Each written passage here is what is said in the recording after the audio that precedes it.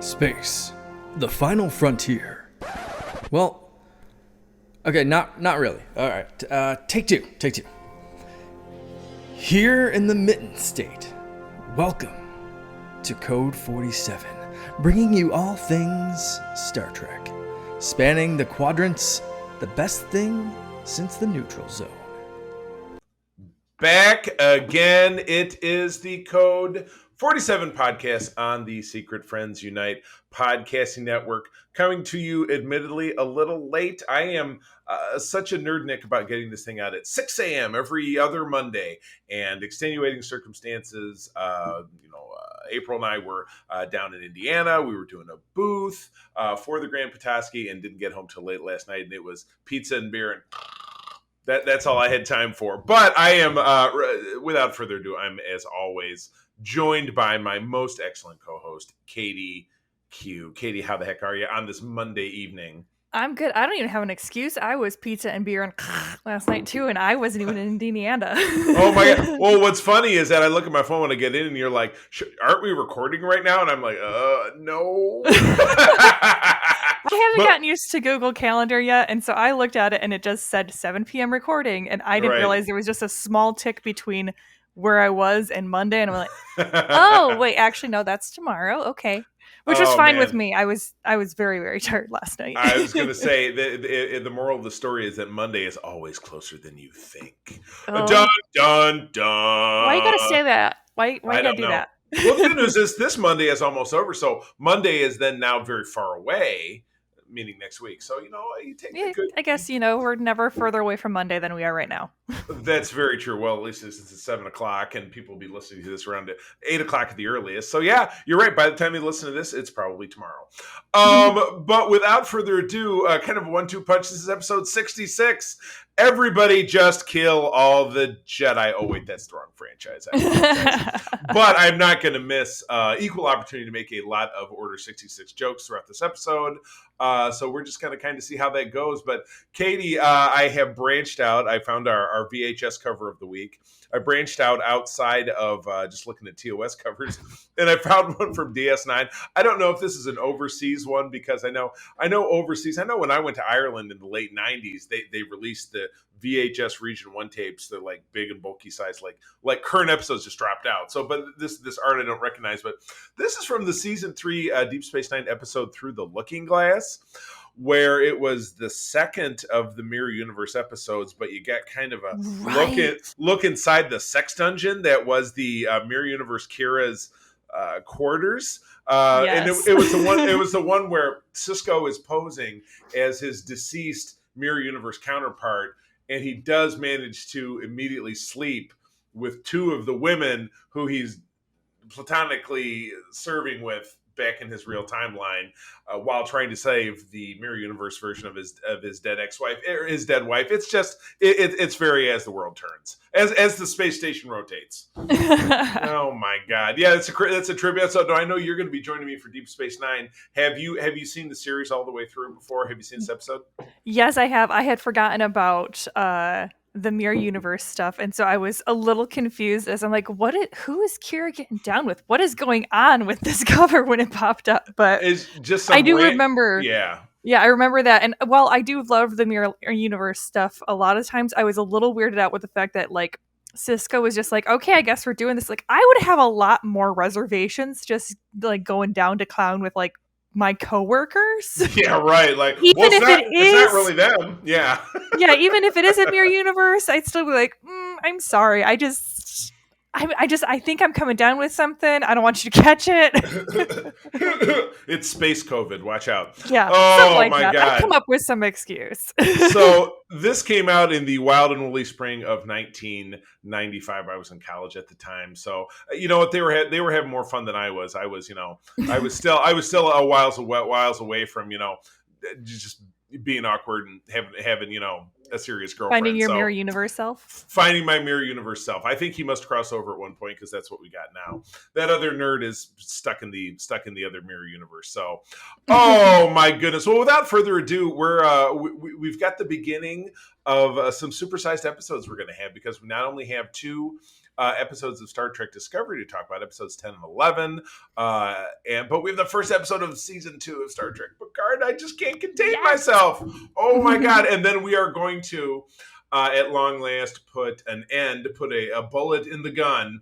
That is season 2 of Star Trek The Next Generation. So not to put the cart before the horse, proverbially speaking, let's jump right into mission logs with season 4, episode 10, The Galactic Barrier of Star Trek Discovery. Katie, take it away.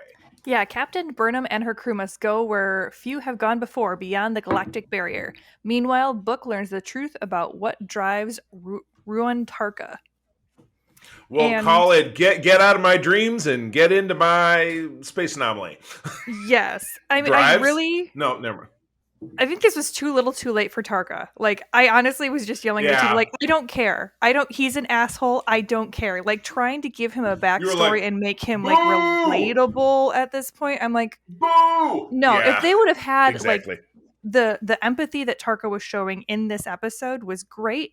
And if they would have had that beforehand, then I might have had a little bit more leniency toward him. But his entire drive of just being like, no, F everything. I need to get to this other universe, and I don't care what's going to happen to this universe when I get there, because essentially that was his pitch.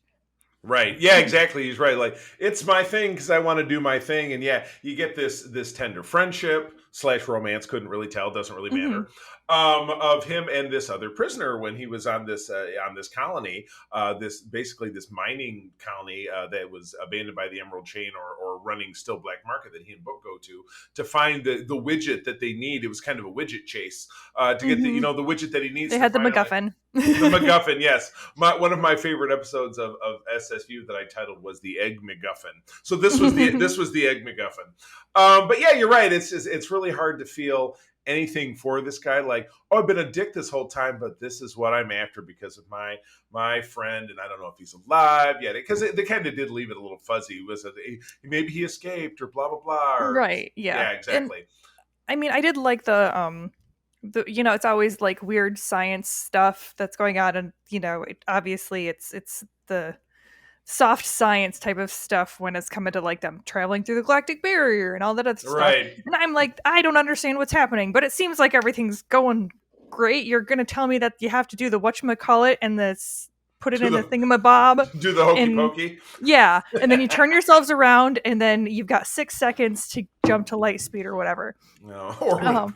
Good sense is the way that I loved it. So that's a big one on the Weekly Planet, which is an Australian podcast I listen to. They like to end a lot of sentences with or whatever. Right. So that's why I do a lot of that. You watch Star Trek knowing that you're going to get that. Like, you don't go into Star Trek being like, I'm sure this is going to be totally scientifically accurate. Obviously, it's not. But I like that they took this opportunity to, again, show more of the crew. The dynamicism between the president and Burnham was very good. I'm getting to like her a little bit more. I didn't initially like the president very much. Right, she's a little crusty, but you've seen that she's got some wherewithal, which I like that too. Yeah, and again, doing with her where they're creating a foil for Burnham, unlike Tarka, where they were just like, I'm evil, yeah, mustache, yeah. And got more with Ahsoka, or with Owasa-kun and Detmer. Ahsoka? Ahsoka. No, with Owasa-kun and Detmer, which I think was good leading into the next episode, which we'll talk about in a second. So yeah, overall loved what's going on in Discovery. I think that Book should just push Tarka over a cliff. Yeah, right. It'd be like, hey, look, what's that? Boop. Yep. Yeah, exactly. Yeah, Tarka he is a Billy Zane and Titanic level of villain. He's just very, very one dimensional. Oh, look, I have a heart because this thing or that thing. It ain't happening. It ain't happening, bro. And the whole galactic barrier thing. They did that it was the first aired segment or the second pilot of the original series, which was called Where No Man Has Gone Before. It was Kirk and Spock along with Kirk's BFF Gary Mitchell, who they try to go through the barrier, and it was just a very matter-of-factly thing in that episode. They were like, it ain't no thing, we're leaving the galaxy, blah blah blah, which is weird if you look at the map. And I'm sure you can't really see it, but if Starfleet is here and the galactic barrier is all the way over here, that's thousands of light years away, which it makes sense for Discovery to make that trip, but not really make a lot of sense for the old Enterprise back in the old days. It would have taken them hundreds of years to get there, because that was the other shtick in one of the episodes we talked about not that long ago of TOS, where they had to get to the center of the galaxy, and it was the same. Oh, no, it's going to take 300 years for us to get there. So that's why the spore drive is fantastic. So I don't know. Maybe Spock, snuck some spores off of Discovery before they disappeared and became classified, and that was the secret that you didn't really get to see, that Scotty was huffing spores. Scotty huffing the spores. That's not a bad one either. But anyway, yeah, the whole they're in there and it's bubbles and stuff and whatever. Okay, very good. That part of it was kind of like, okay, that's very Star Trek-y, but the consistency was missing. But it probably doesn't bother anybody but me. So we'll move on. I did not watch that episode twice, but I did watch the next one twice. It's episode 11, Rosetta, which was talked about, of course, by Principal Kwan from Smallville, who's the doctor guy, who's on the ship, the Asian actor. You know what I'm talking about? Yep. I mean, that's how you know this is filmed in Canada, because you get the same 10 actors that are in everything. He's one of them. While Captain Burnham leads an away mission down to a planet that was once home to the aliens responsible for the DMA, Book and Tarka secretly infiltrate USS Discovery, crawling around in Jeffrey's tubes and being all sneaky. This was another good aside for Detmer. Of course, we have Adira back, but we didn't get Gray back. Adira and Gray, not super favorite characters of mine. I really like Adira. I like Adira better after this. I do. Well, and there's something about the actor that plays Gray. I feel like they kind of overact sometimes. Yes. Like it's just not quite honed in there. So every time they're, I'm just like, just tone it down just a smidge. Just a smidge. And it just feels it could be like a 6.2 or a 5.8. Yeah, it feels a lot like the high school actors where they would come in and try to they're like, oh, you have to be enthusiastic now. It's like, no, you can just be realistically enthusiastic. Like you're in the school play and you're doing a lot of this. Yeah, type of stuff. Very much. And I love the idea of both of them, and I'm very happy to have it here, and I think that the relationship between them and now I'm forgetting their names, Spore Drive dude and the doctor. Oh, the Stamets and Wilson Cruz, who's Dr. Culber. Yes, I absolutely love their little family dynamic in their unit that they have going on. It warms my heart every time, and this episode made it for Detmer for me. That was your episode with Detmer. This was your moment to shine, because of course Detmer she's your Star Trek soul animal. You guys look like you could be related, very much so. The hair is a little different, but still the face structure very much look alike. So I will be honest, when she watched and they had the LED black EV type Star Trek outfits, because I'm always looking at the outfits now because I'm always thinking of you. I was like, the LED lighting, if I was gonna do a Detmer, I could pull that off with my neon green and blue mohawk. Ooh, yeah, you could. Yeah, because it's wearing that full bucket of a helmet. With the face shield, you just need a big old blue contact and a little 7 of 9 apparatus over the eye. Yeah. But I dug it. Discovery has really been busting their hump to take the fringe bridge characters and make them, because again, it harkens back to TOS when your only real starring characters were Kirk, Spock, and McCoy, and everybody else got an also starring at the end of the show. So and all the bridge actors, really from the beginning, we've had largely the same people. There've been some ads here and there, have just been very background. I didn't know when anybody got a name, but even starting in season 2, when Pike and Burnham and then Joanne beamed down to a planet, they're like, well, Joanne is from a Luddite community and blah, blah, blah, blah, blah. And that's why we brought her here. So that started this trend of all right, we'll pull these background characters in and start to give them, a little skin in the game, make them relevant. And I think this did a nice job, like we did back last season when, they had the world's most awkward dinner party when everybody was talking about how stressed out they were. She's like, oh, have you ever flown through a wormhole and done this thing and that thing, and just to see Adira, get over her, initial, I can't talk to people. And for her to just finally break down and sit down and have a drink with Detmer and have them kind of bond. I thought that was pretty special. I like that. I did too. And they're just the way that they're building out the aliens. What are the 10s or the S? The 10C. 10C. There we go. Yeah. I knew it was 10 and a letter. Right. 10 and a letter. Pick one. First 10. Yeah, exactly. I really like how they're building out. I was like, my little middle schooler science person would have been super excited, because I remember having an argument with my middle school science teacher where I was like, well, why couldn't there be aliens on a gas planet? And he was like, because that's not how they work. And I'm like, but we only know the life that we know. So there could be aliens on a gas planet. And then we find out that part of the 10C is that their runes are from an old gas planet. And I was like, right. There you go. Take this episode of Star Trek, which is still just a TV show. You can shove it in his face. No, I don't care. I'm still going to do it. It's in another galaxy, so you don't know, because they're in another galaxy. So what's up is down, and what's black is white. So, I dug it. I love seeing the return of Tig Notaro as Commander Jet Reno, she is the chief engineer now, or she's an engineer. I don't care. She's great. Everything that comes out of her mouth is great, and it's fun. She was the I don't give a shit hostage at the end of it, because while Tarka and Book are sneaking around, yes, Tarka had to, and it wasn't revealed until a last little funny aside on Book's ship where she's behind a force field saying, "Hey, I'm the accidental hostage. I can't get no respect."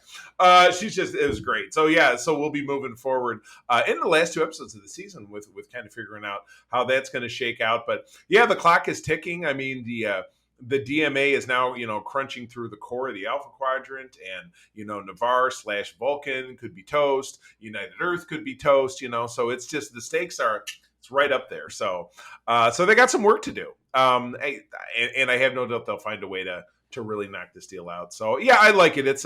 I like the very, season-long arc excitement that is really modern storytelling, which again, it's very contrary to the Star Trek, that we have seen in the past, but things have to evolve and grow to be different. And I appreciate that. So, yeah.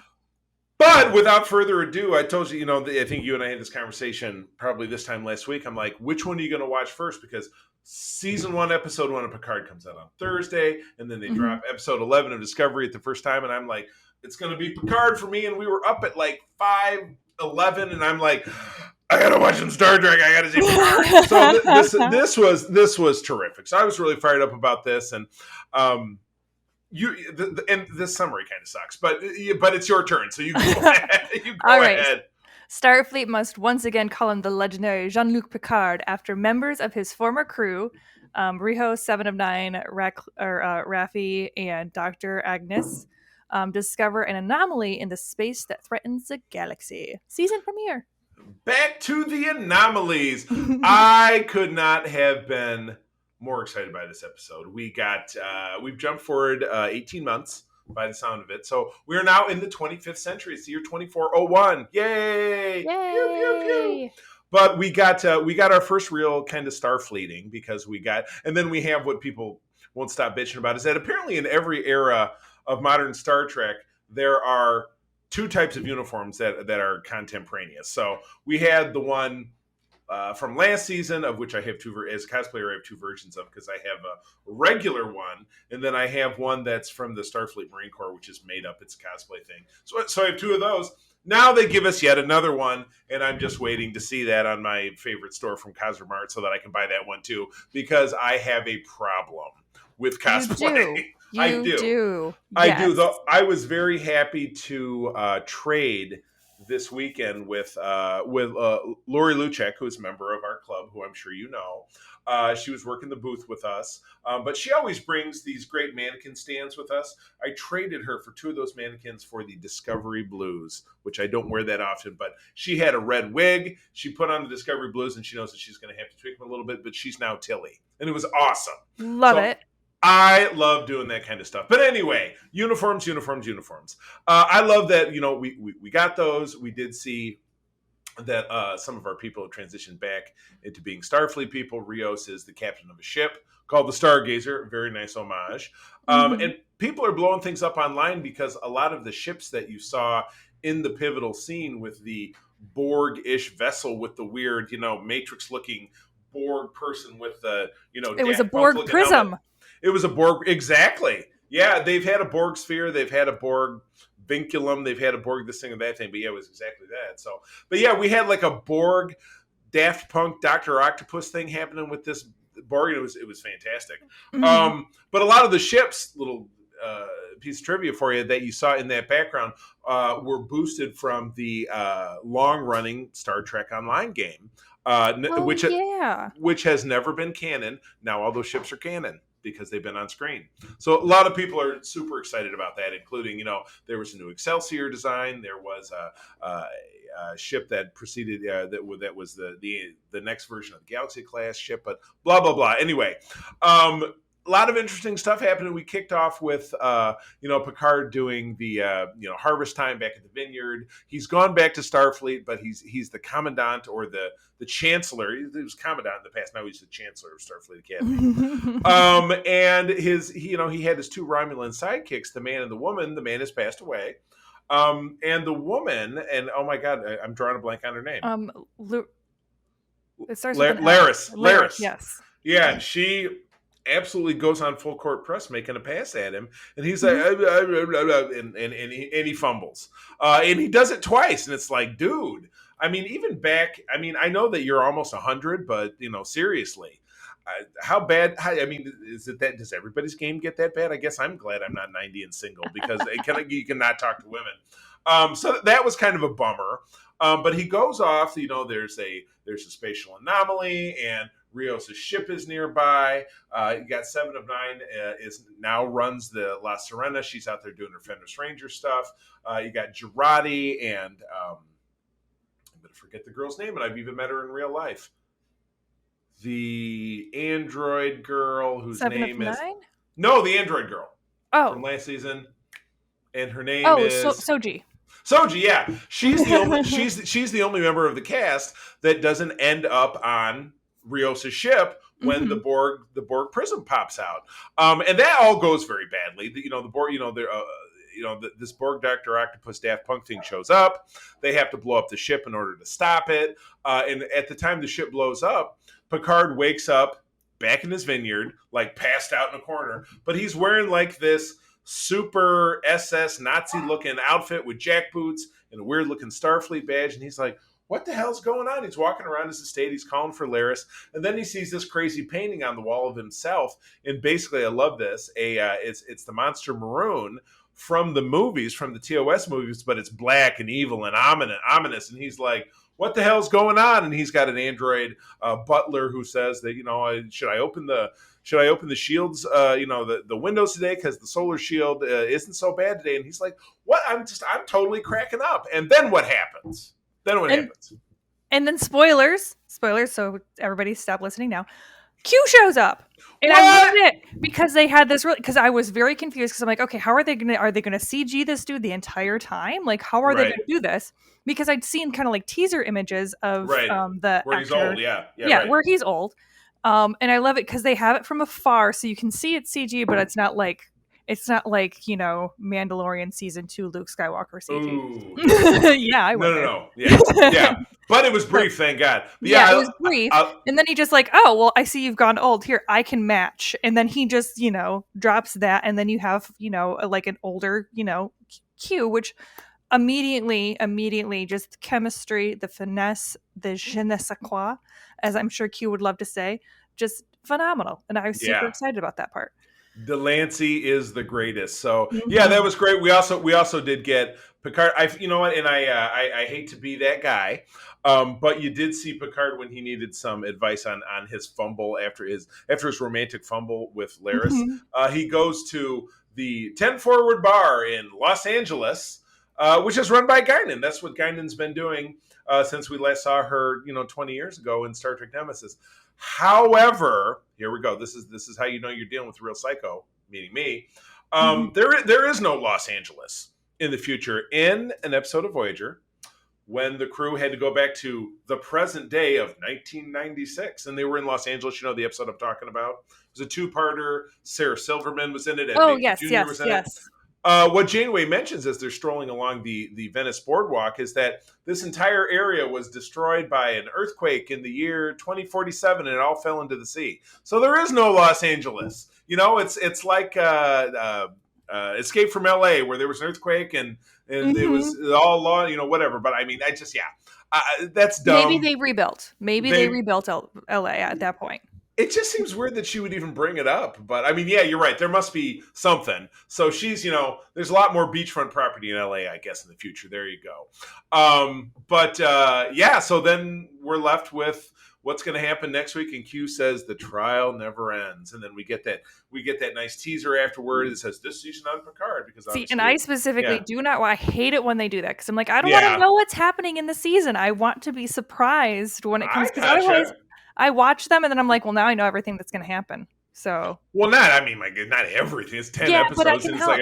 I start putting together pieces, and then I'm just bummed out when because either I like my idea better and they don't do it, or I know what's going on. You didn't live up to my fan fiction, Paramount. Exactly. Boo. So that's why I just don't open. I don't open that can of worms. I leave it alone. There you go. That's very smart. Well, that wraps up talking about new stuff. And again, when we get into our next episode a couple of weeks from now, it's going to be super-sized, because we're going to have 2 episodes. We're going to have the final 2 episodes of season 4 of Discovery to talk about, and episodes 2 and 3 of Picard. So buckle in, and then we're talking about a movie. We're talking about Star Trek Insurrection, and then and the one after that we have a super duper treat for you. That was Katie's idea, which actually I'm going to tell you, I think you should be the one driving the ship when we do that episode. That's what I think. Absolutely. I think you be the host and I'll be the you. I mean, I can't really be you, but I'll do the best I can. Well, I can't really be you either, but I'll try. I don't have nearly as many enough Starfleet uniforms. Well, no, I mean, who does? Except for the fine folks at Viacom, Paramount, CBS. All right, moving on. Limping across the finish line of It's Been a Long Road. It was very long. Yes, it was long, and it perhaps went off a cliff. But we're arduous.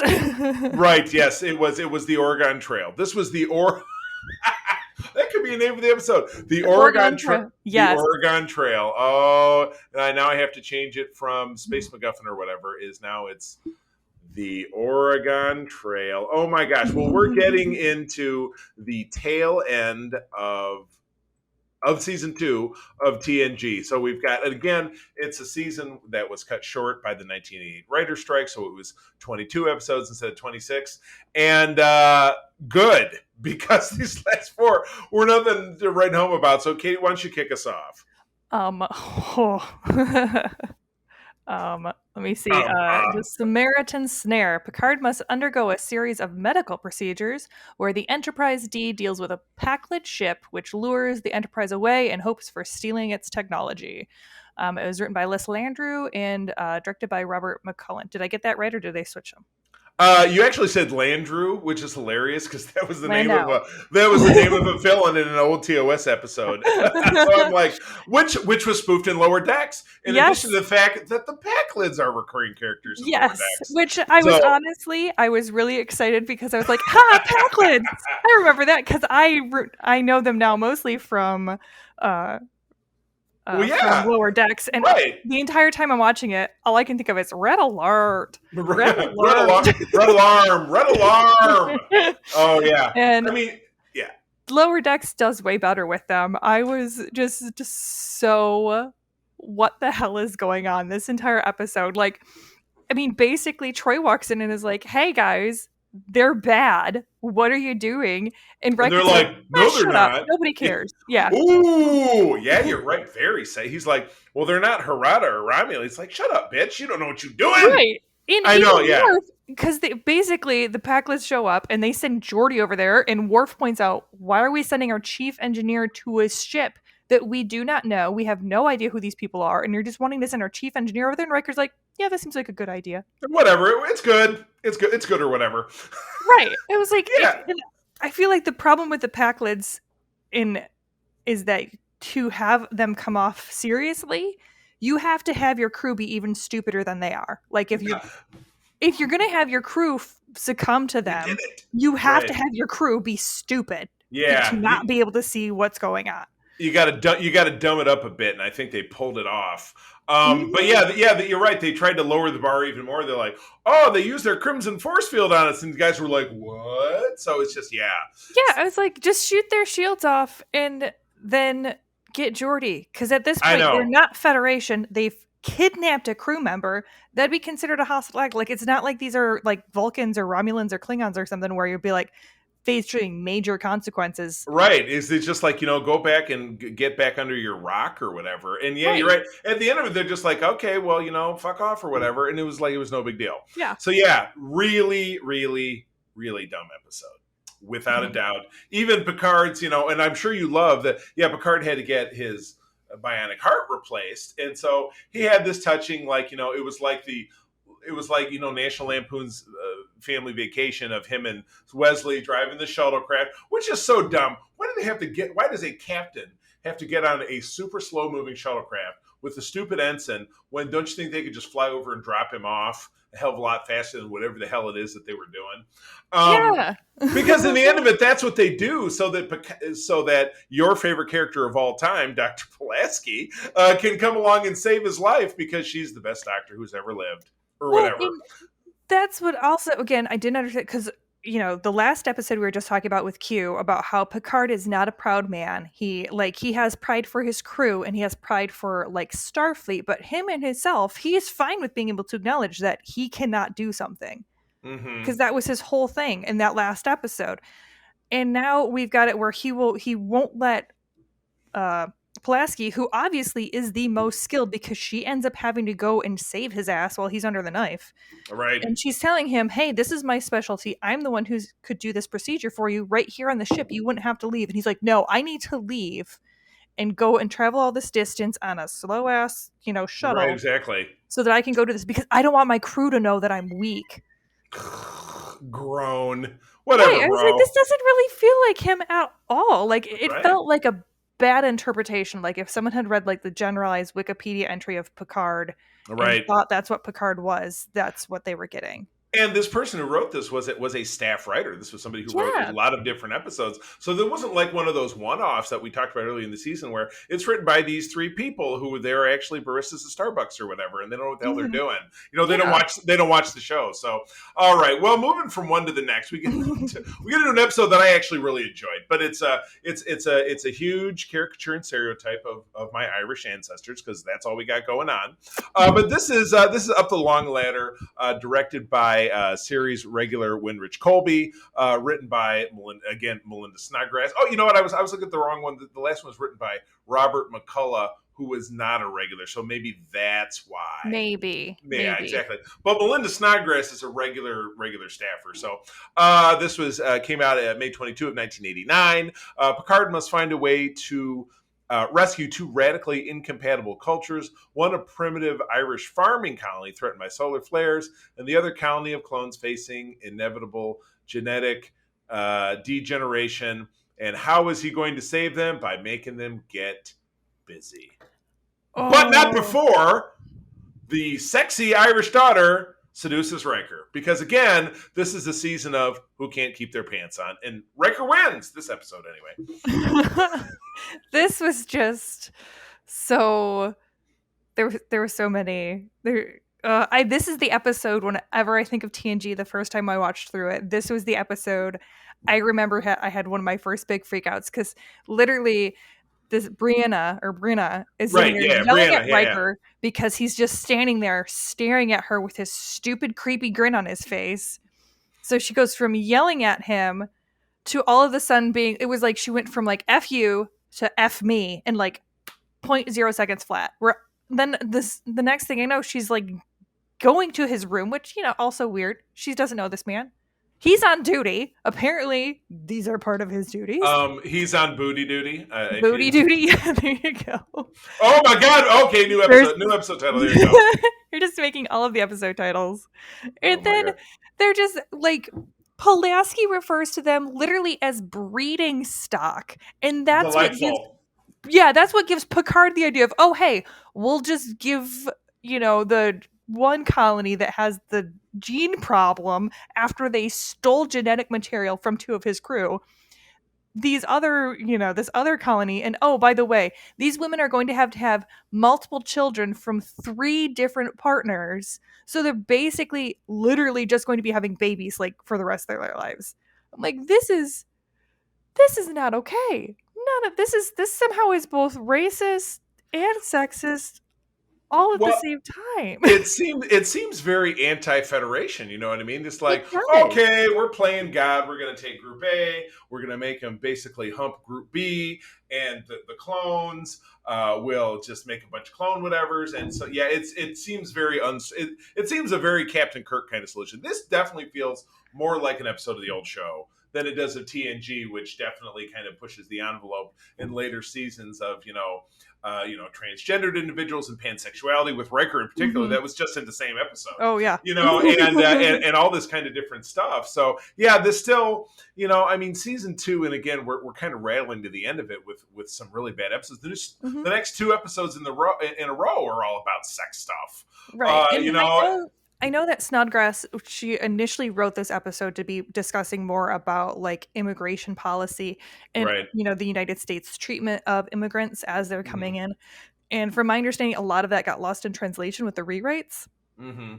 But I mean, Makes this sense. one just came off as kind of like weird kind of commentary on bodily autonomy, but then also completely negating that. And, right. Yeah, exactly. Did this one have that cool scene with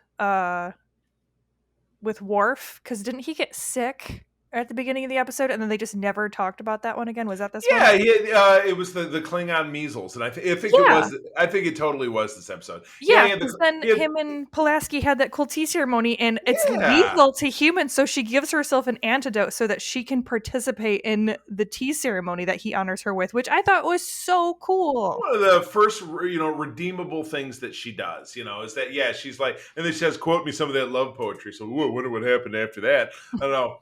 Remember, it was women throw things at you and they growl. So what do the men do? He ducks a lot. Yes, exactly. Oh my God. Well, the next one's all yours, and it's no improvement. Let me see. Yes, this is Manhunt. Lwaxana Troi arrives on the Enterprise intent on finding a husband.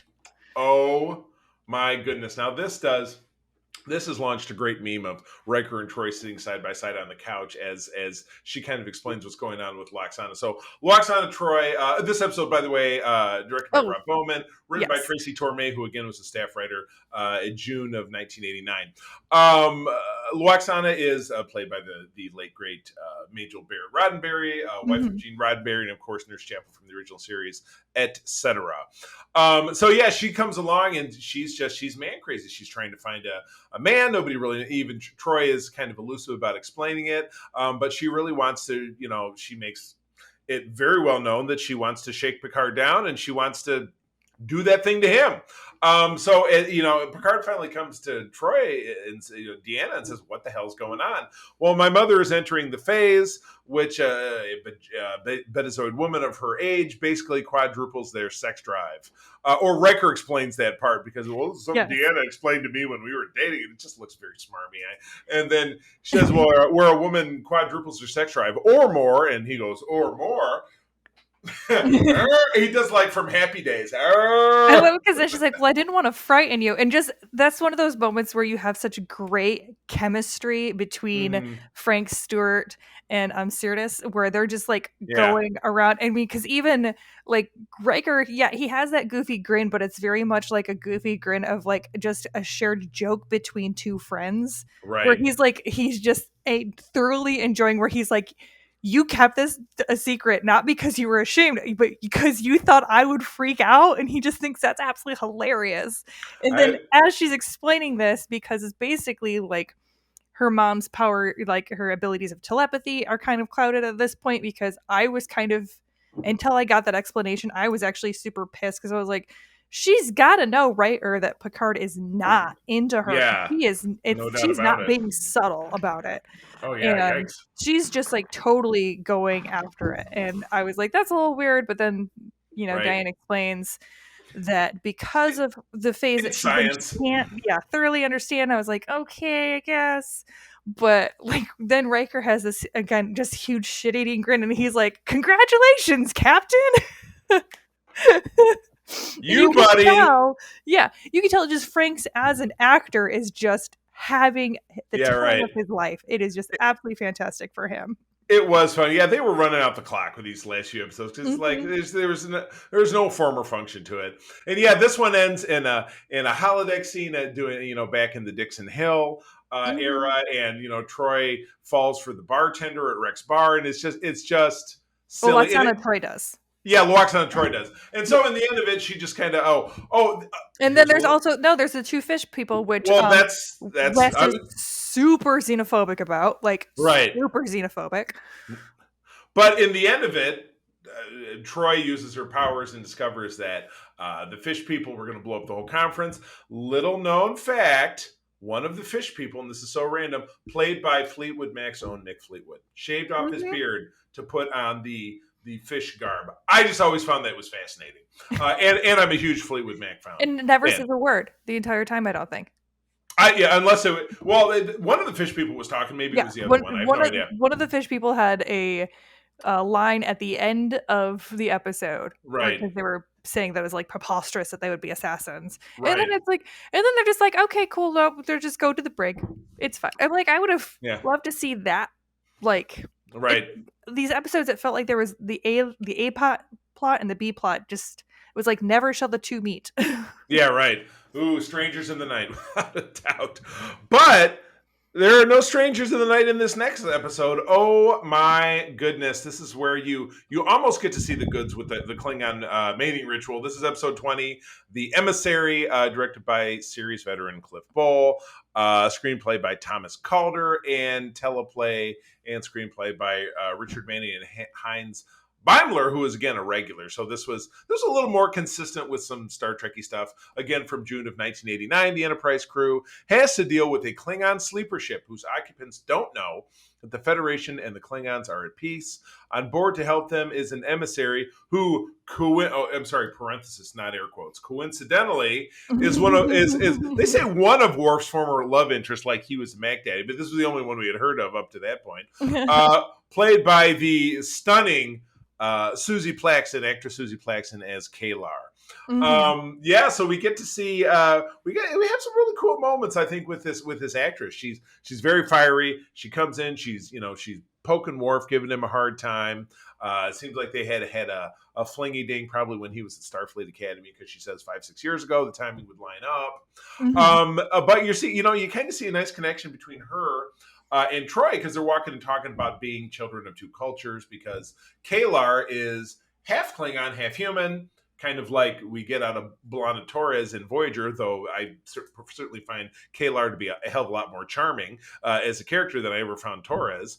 But obviously it's the same thing with Troy, because she's Betazoid and human. So, but the real meat, as it were, of this episode is when Kalar and Worf are just loggerheads. They can't work together because there's this bubbling tension, sexual tension underneath them, trying to solve this problem of the Klingon sleeper ship. Are they gonna try to reintegrate them? Are they just gonna have to try to kill them because they're not gonna stop from attacking the Federation colonies they're near when they wake up? That they end up sharing Worf's calisthenic program together, where they end up, fighting these holodeck monsters, and at the end of it, they get down. Yeah, well, they get down during a commercial break, but they do the Klingon, squeezing the wrist so hard that your fingers bleed, because that's pretty sexy to me. But again, cultural bias. I don't know what's sexy to Klingons, but yeah, it jumps into the fact that Worf is very traditional, because he was the same way with Dax and DS9. We did it, so now we got to get married. I thought it was just hilarious, because I was like, dude, you need to chill. Like, I know. As soon as they're done, he immediately starts screaming about like the marriage vows, and she's like, right. Excuse me, no, sir, no. This was a fun fling. I don't think you read the terms of agreement here. Yes, the mutual consent agreement. Oh, yes.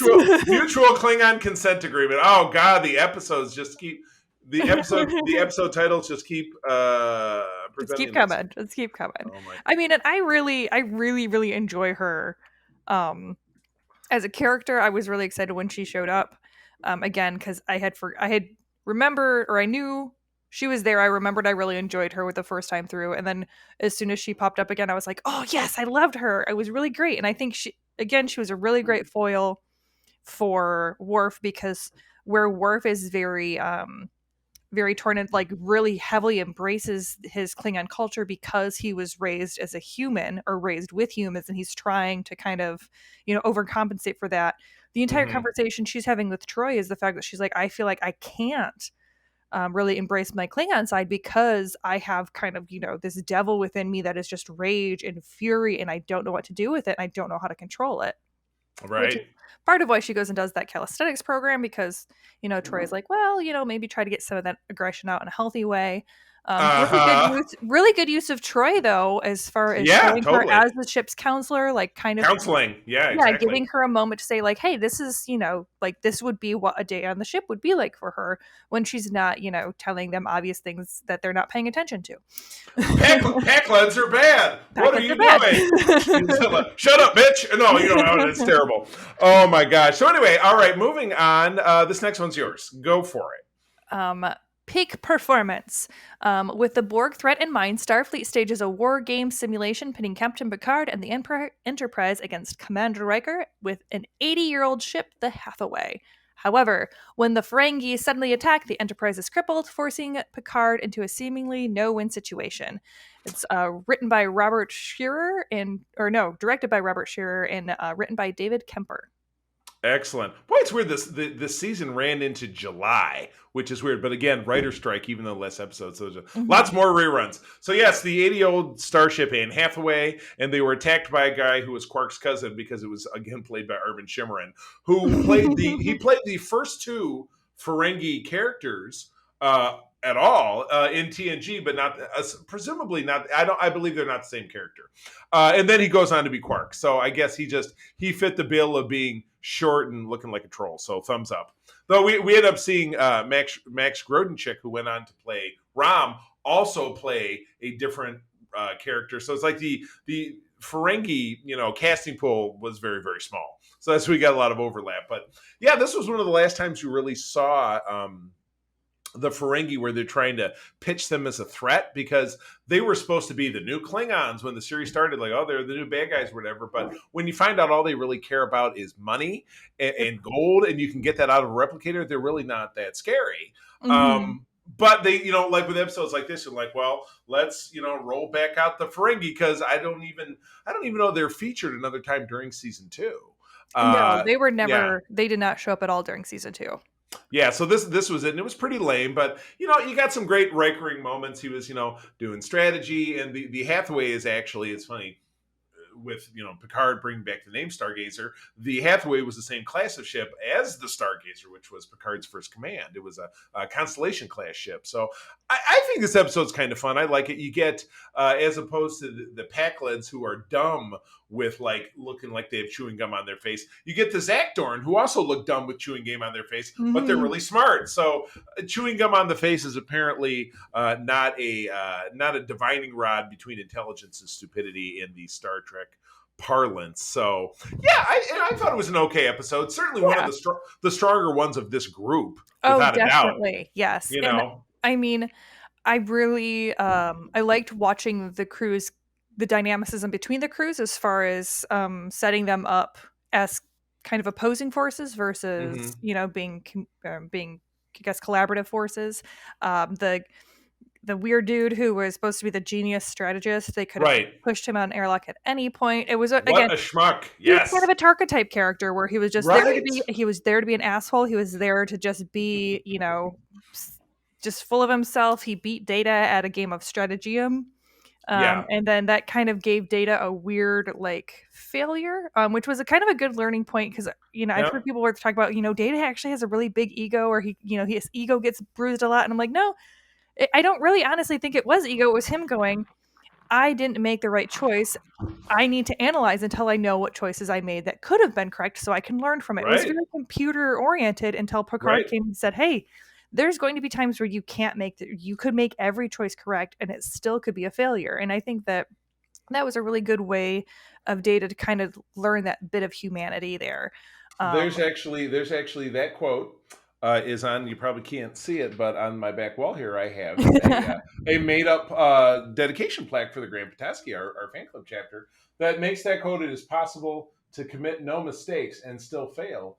That is not a weakness. That is life." Jean-Luc Picard. Love that quote. Yes, Love it. And I thought that was a really good kind of lesson takeaway.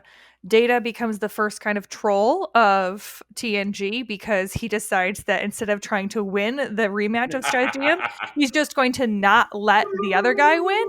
Right. And I was reminded of my mill decks when I would play MTG. Yeah. My blue decks, my control decks are just, I'm not going to win, but you're not going to win either. So I was like, I had that phase. Yes. One of the old-fashioned, if I can't have it, nobody will. Yes, there exactly. you go. Exactly. Scorch the earth. Well, speaking of scorch the earth, how do you end a crap season as crappily as possible with a clip show? That is right. Episode 22 is called Shades of Grey, and I will not lie to you. I was traveling last week, as I do every week. For my job, I usually stay at a Hampton Inn because I can plug in my Roku. So I plugged in and I was watching the last couple episodes of the show. I crawled into bed to finish watching this episode and slept through more than half of it, and I've never been happier. I wish that would have been the case. Between the clips and then having to remember what Riker looked like without a beard. Oh, that was traumatizing. But he looks like me. You've seen my famous cosplay picture. That's me. No. Oh, all right. He does. There's something about his weird chin. I just don't like his chin, I guess. It is like over. He looks slightly more creepy without a beard. I don't know what it is, but he looks slightly more creepy without a beard. Instead of oversimplified, it's overdimplified. There you go. Overdimplified, I think, is what our overdimplified. Overdimplified. Oh, I love how we get to overdimplified. But between that and Troy's overacting, like, I know that they were probably just giving her these really bad directions, and we're in that point of just kind of television history of where they were still like just making everything big and everything just over emotive. And I was like, Troy, just stop for 5 seconds. And I mean, the thing is, like, I think the idea of having Pulaski and Troy together working through it, and the whole idea of him, there this being semi-sentient vine that poisoned him with this parasite thing, all very cool ideas, which then just end up being like half of the episode being weird throwbacks. Right. Clips. Exactly. And I was like, I mean, in the end, you can certainly see that, hey, guess what? We're out of money. We're out of ideas. We're out of writers. We're out of writers. So we're just like, we filmed, what's it reminds me of a Simpsons bit containing 47% new footage. Mm-hmm. Yes. Pretty much what this was. Yeah, because it was, the episode Shades of Grey, by the way, directed by Rob Bowman, teleplay Richard Manning, and again, Hans Bleimer, and Maurice Hurley, who left the staff after this. He was the guy who kind of drove the boat, which is why I'm not going to say that's why season 3 is so much better, but when you don't see a lot of these same names, sorry, Maurice Hurley, never heard anything from him since. Whoops. Hopefully nobody adds us at Twitter about that, who Maurice Hurley fans. I don't think there are any. Pulaski is forced to, zap him with whatever to make him have bad memories while Troy's holding his hand and this thing and that thing. And it's just clip show heaven. And I would imagine, I can guess your favorite part of this episode. You want me to take a swing? Sure. I already know. Last appearance of Dr. Catherine Pulaski in all of Star Trek. Actually, I ended up liking Pulaski. I think that turn the corner. Yes, the first few episodes of her were really, really bad, but the episode we had where they had the super children, right? I think I was saying that if that would have been her first episode, I think that she would have come across a lot better, because just the way that they set her up was really, really poor. Yeah, she just rolled in. She's like, "Hey, I'm Big Shot or whatever," and you can kiss my ass. Okay. Dr. McCoy ripoff. But so this was the end. They limped to the end. And then, when we get to season 3, that's going to be quite a ways down the road, because we still got DS9 to go through. And we've got an episode of Voyager to go through, and then a season of Enterprise. So we're not going to be back to TNG for quite some time. But Katie, you'll be back with me, obviously, when we do that. But we get everything new in season 3. Beverly Beverly Crusher comes back. We get, snazzy new uniforms, even like the film type changes. It's just everything's very different. But anyway, so wrapping up season 2, highs. Give me a one high and a one low. What's your favorite and what's your least favorite? Definitely the Q episode would be my favorite, and I pulled out the big guns when someone else asked me, because they found out I did this. And they're like, "Oh, well, what's your least favorite TNG episode?" And without a doubt, I said season 2, episode 1. And they're like, "Oh, was it that bad?" I'm like, it literally has sexual assault. And they're like, "Well, I mean," I'm like, but basically by a space spore. Right. Yes, I'm like, exactly. I'm like, that was a very bad episode. So that's bad. That was my, yes. I would say that takes it for all TNG. That is my least favorite episode. I understand. So you're saying that by doing this, you now have a fan. We have a new listener because of you? I don't know. I don't think he wanted to listen after. No, how could you? He was like, I'm at like Cheese Factor, and I'm like, you asked me what my least favorite episode was. Right, exactly. Yeah.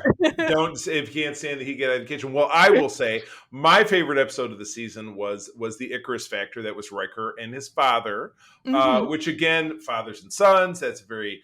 To me, those are of any story, that's always going to be one that's going to touch me very poignantly. I like a lot of men grew up having a tough relationship with my dad. I have admittedly a tough relationship with my 2 sons from time to time. So that really spoke to me. And, I'm going to take the softball on this. This clip show was dog shit. This last episode of the season was absolutely dreadful. I mean, at least when The Simpsons did a clip show, aka the 138th episode spectacular, it was fun, and they were making fun of the fact that it was a clip show. This was nobody else does that, and this was the only. There's some self-awareness. Yeah, there's some self-awareness, because at least when TOS did a clip show, which was the Menagerie, the 2-part one in the first season where they took the cage with Captain Pike and whatever, and they recycled that footage so they could put it on there. At least there was a framework around it that made sense for it to be a clip show. This was just we're out of money and we're out of writers. Let's just have a clip show or whatever. That's all we had going on. So with that, we close the book on season 2. And we're going to be moving on to talk about movie number 9, Insurrection, in our next episode. But, Katie, as always, it is your honor to take us out. Yes. For more information about Starfleet International, please visit Grand Petoskey and Region 13 on Facebook. Oh, yeah. Friends, as always, thank you for joining us. I'm going to tell you that sharing is caring, and to keep on trekking. And wherever you go boldly. This podcast is part of the Secret Friends Unite podcasting network. Visit secretfriendsunite.com for more great shows, articles, news, reviews, and more. Secret Friends Unite podcasts are available on Apple, Google, Spotify, and other podcast services around the world. If you'd like to be part of the conversation, you can join us on Facebook or our new Discord server, or follow @SecretFriendsU on Twitter. Please subscribe to Secret Friends Unite on YouTube and visit our merch store at tpublic.com. Just search Secret Friends Unite. Thanks for listening.